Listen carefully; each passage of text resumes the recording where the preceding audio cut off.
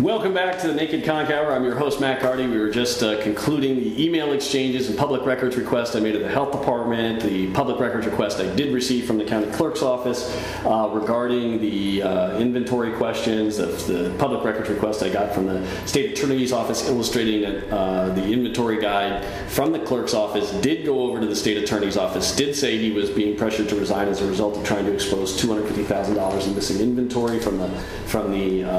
at the health department. My questions were valid. My facts were substantiated. Totaling even the information that Mr. Eadie gave me, it did total over $250,000. But there was still this huge, 4 other sheets actually, of questionables listing of very valuable inventory saying need destruction form or out for repair.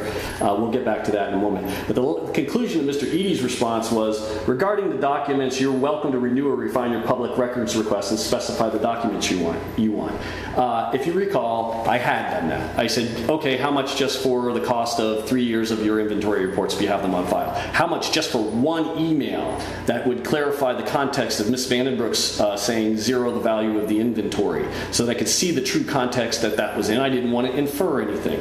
No response to any of those. So I did, Mr. Eadie, ask for and clarify my public records request, although I think my original one should have been provided free of charge and wasn't extensive. But now we're going to get into, again, I just quickly say I then emailed him and showed him how I totaled everything on all that documents provided by the clerk's office. But now that you've responded, okay, we still have a question of why would the clerk's office include, in addition to the $250,000 of missing inventory, these other lists, which we'll follow up with later.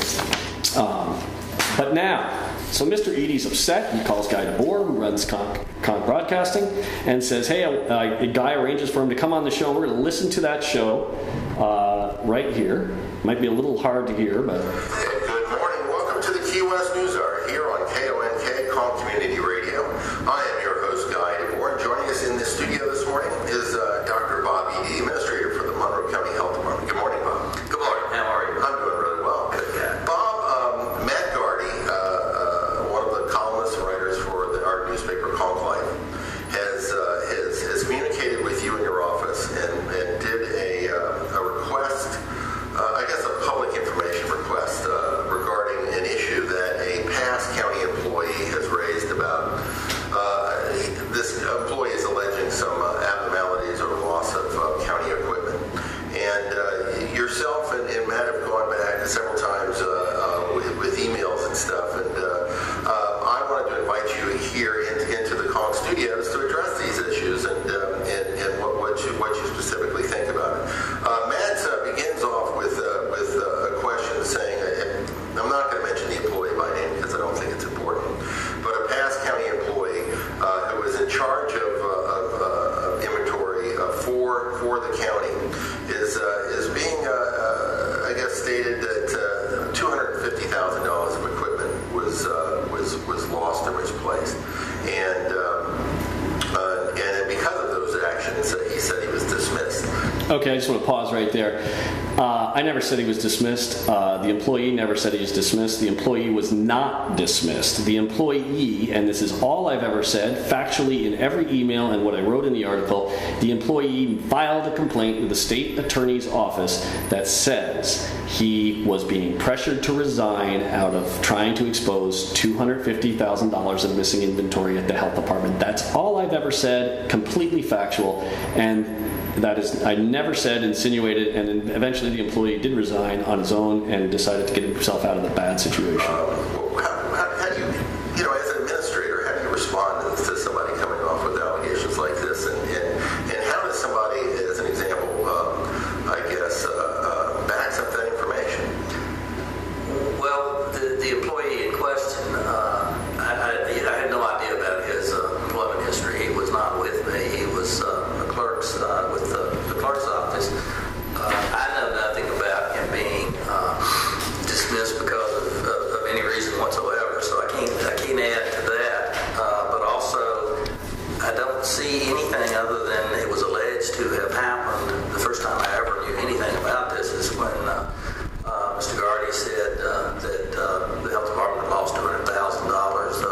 Pause right there. The first time Mr. Eadie ever knew anything about this, Mr. Eadie wrote an email in 2009 along with his signature on pages of documents that totaled $227,000 of equipment, albeit obsolete. So don't come on the show and say you never even knew about this. You wrote a letter and justified it by this recycling letter of what happened to hundreds of pieces of equipment in 2009.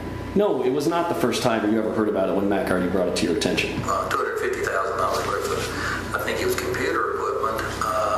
And what did I know about it? Well, I don't know any more now than I knew then, because there's no list I've ever seen, nor has anybody ever told me about this. Well, I mean, we are talking about the inventory of Monroe County. His signatures. Today of that inventory, and because of the questions that Matt brought, have you asked them about the current status of the inventory that's in the responsibility of your department? Oh, very much so. I mean, we have, I don't know how far back the inventory that we're talking about here. I mean, we can get lost in that idea. So You can get lost in years worth of missing inventory. I don't know, but yes, our inventory is up to date as far as I know. Of course it is now. You filed deletion requests in 2009 for equipment you don't know when it up and left, but you filed all those deletion requests, cleaned it up at that point, said you put policies in place, and then the very next year did it again for $30,000 worth of equipment, which you provided me in an email. So yeah, I hope after 2 years of that kind of stuff, you got it cleaned up. Checked with the clerk's office to see if there were any issues that of outstanding inventory deficiencies or anything like that, and I was told they're not. I mean, Of course not. It's all cleaned up when I now. got here, there had not been a great deal of attention to administrative details for one reason or another. So there was about 2 years, 2.5 years that this department was trying to catch up with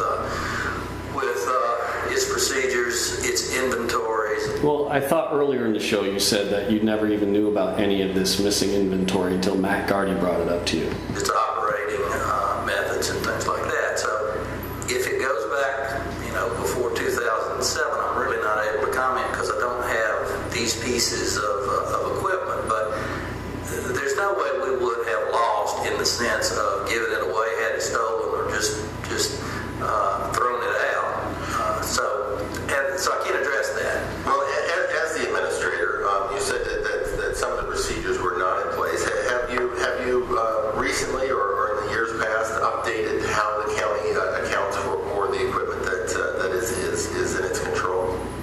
Yeah, it's I guess your civics lesson, if I can do this pretty quickly, it's a long answer though, but the Monroe County Health Department is actually an agency of the Florida Department of Health.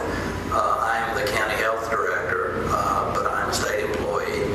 The way I got here was that the Surgeon General and Secretary of Health essentially nominated me to be for this position. The governor's office and the Board of County Commissioners had to accept me, and they did, and so I'm here.